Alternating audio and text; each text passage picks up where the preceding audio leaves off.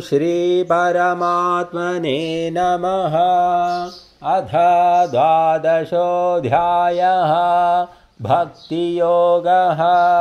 अर्जुन उवाच एवं सततयुक्ता ये भक्ताः स्वां पर्युपासते ये चाप्यक्षरमव्यक्तं तेषां के योगवित्तमाः। श्रीभगवानुवाच मय्यावेश्य मनो ये मां नित्ययुक्ता उपासते श्रद्धया परयोपेताः ते मे युक्ततमा मताः।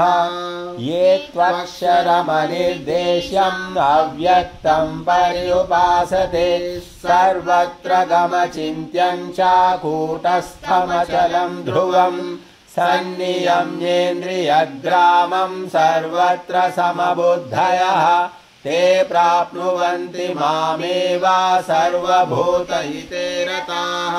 क्लेशोऽधिकतरस्तेषामव्यक्तासक्तचेतसाम् अव्यक्ता हि गतिर्दुःखं देहवद्भिरवाप्यते।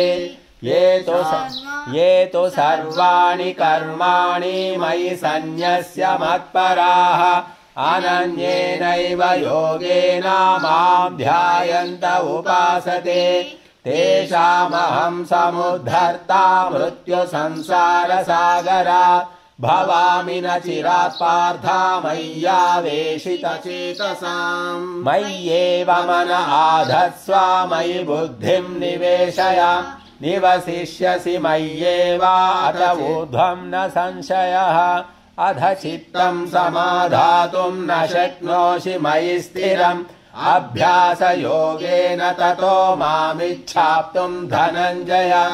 अभ्यासेऽप्यसमर्थोऽसि मत्कर्म परमो भव मदर्थमपि कर्माणि कुर्वन् सिद्धिमवाप्स्यसि।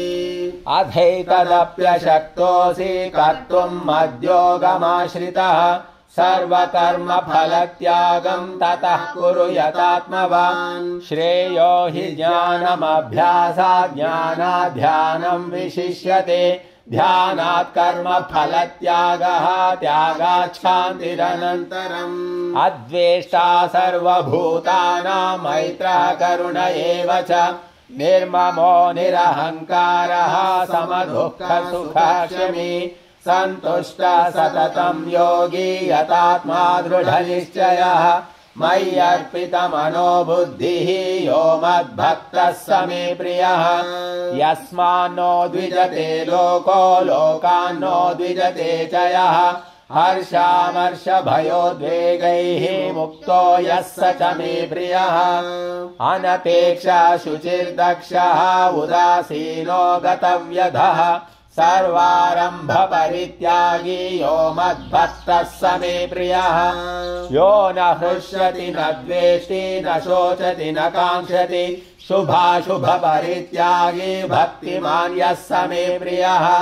समः शत्रौ च मित्रे च तथा मानावमानयोः शीतोष्ण सुख दुःखेषु समः संग विवर्जितः।